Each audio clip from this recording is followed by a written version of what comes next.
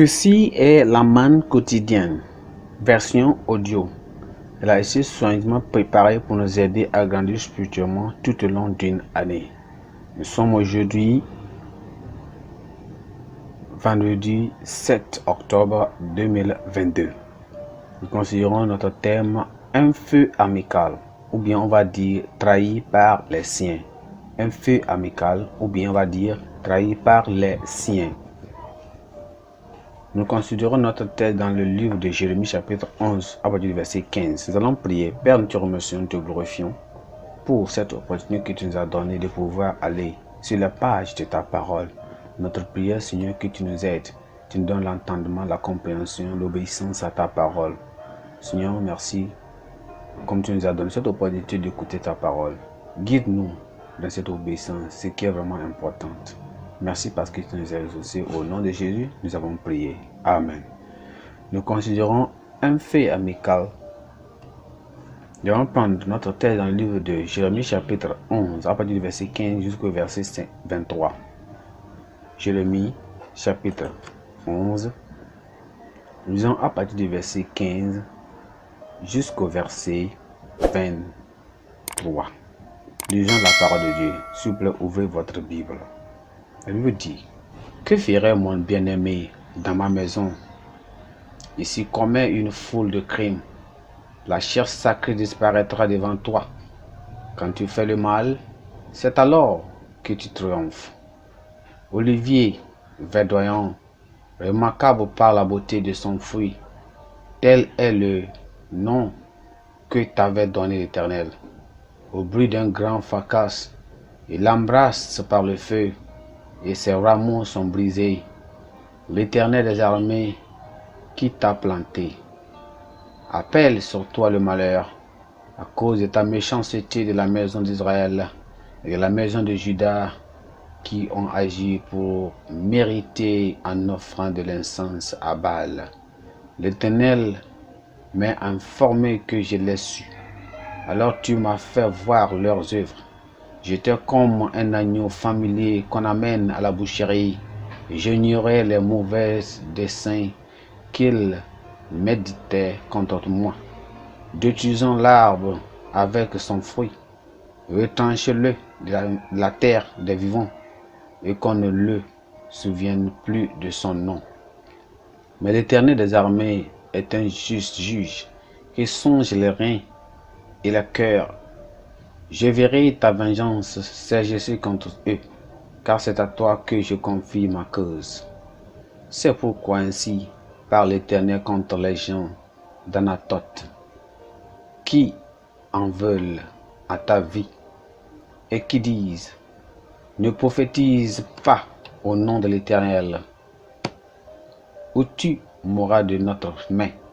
C'est pourquoi ainsi l'Éternel parle des armées. Voici, je vais les châtier. Les jeunes hommes mourront par l'épée, leurs filles et les filles mourront par la famine. Aucun d'eux n'échappera, car je ferai venir le malheur sur l'urgence d'Anatoth, l'armée où je les châtierai.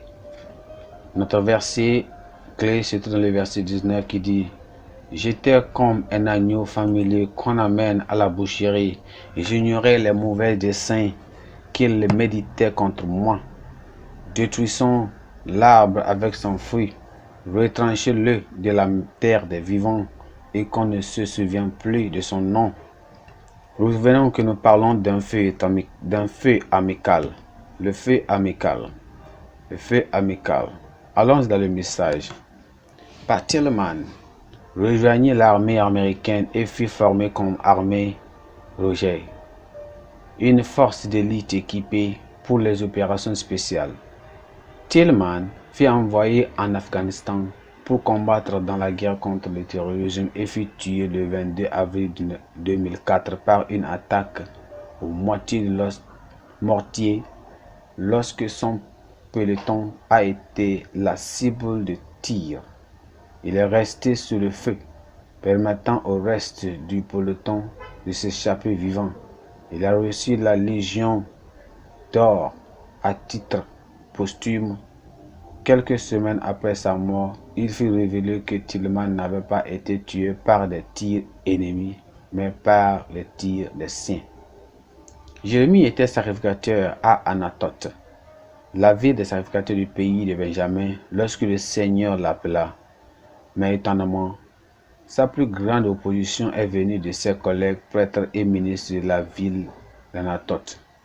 Les hommes d'Anathoth l'ont amené comme un agneau à l'abattoir, le demandant d'arrêter de prophétiser au nom du Seigneur, à moins qu'il ne le tue. Jérémie était si peiné qu'il a demandé au Seigneur de les juger. Le Seigneur lui répondit et le réconforta. Il a promis de juger les hommes d'Anathoth et les faire périr par la famine et par l'épée.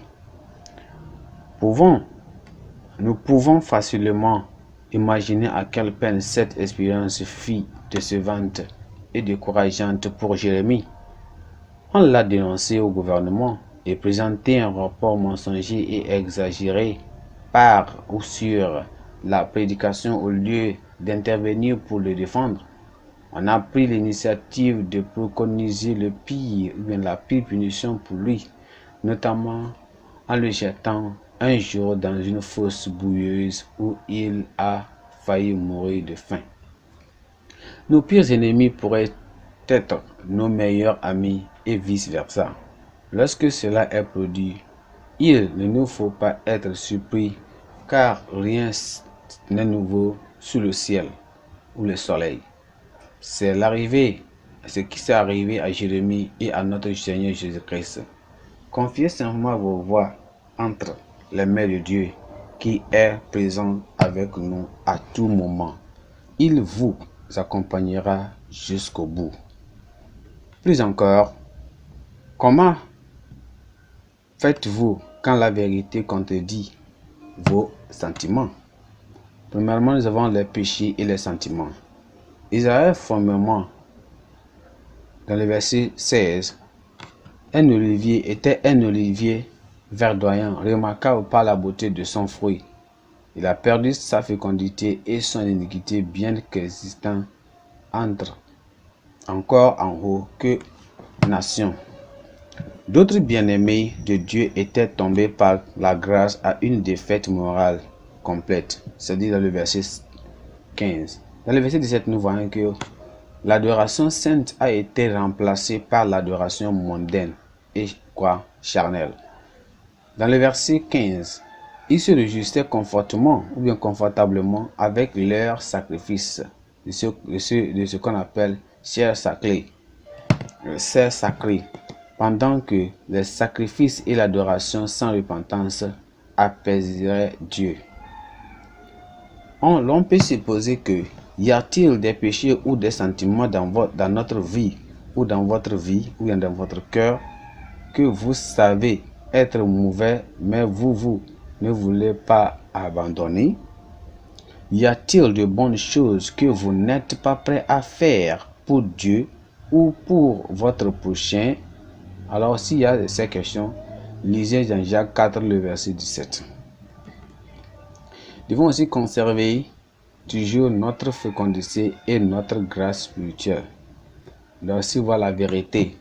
Jérémie a été envoyé par Dieu pour dénoncer et réprimander ses péchés et ses mauvais sentiments. Dans le verset 22.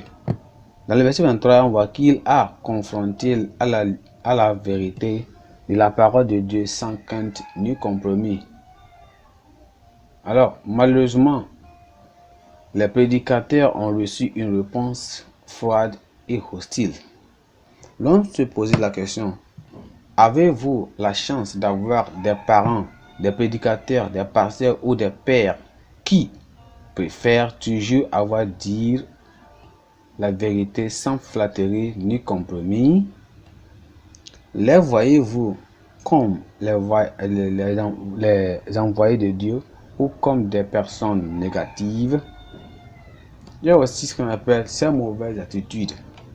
Malheureusement, les réactions de la vérité et la personne qui disait la vérité étaient plus faites de trahison, de mépris, d'évitement et même de colère dans le verset 19 et verset 20. Dans le chapitre 3, disons Timothée chapitre 4, le verset 3.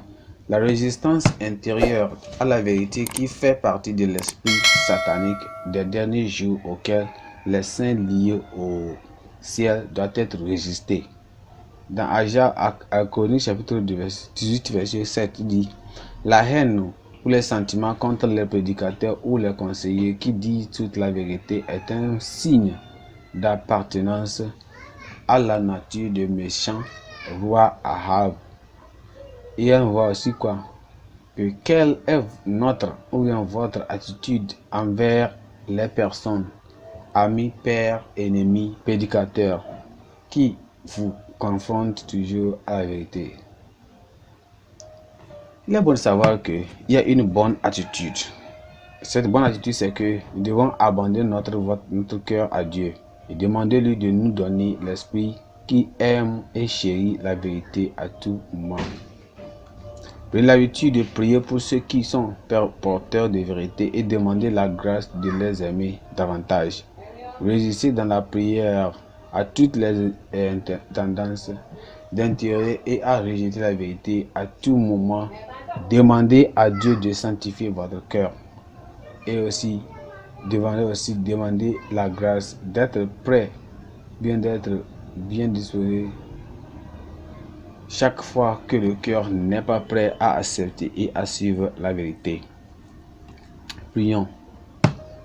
Seigneur, nous te remercions, nous te glorifions pour cette parole. Ô Seigneur, nous présentons nos cœurs et nous nous engageons à toi toujours, à t'aimer et à accepter la vérité. Seigneur, donne la grâce, le cœur pour accepter et toujours nous conformer à la vérité, peu importe si c'est difficile. Seigneur, garde-nous de toutes les erreurs contre la vérité. Nous prions, Seigneur, que nous soyons non seulement à l'écoute de la vérité, de la parole de Dieu, mais que nous avons tous la grâce d'aimer et de réaliser. Merci, Seigneur, parce que tu nous as exaucés. Au nom de Jésus, nous avons prié. Amen. Notre pensée du jour dit ceci. Notre pensée du jour dit que n'abandonnez pas face à la trahison. N'abandonnez pas face à la trahison. Notre lecture biblique se trouve dans le livre d'Ésaïe chapitre 5 jusqu'au chapitre 8. Merci, que Dieu vous bénisse.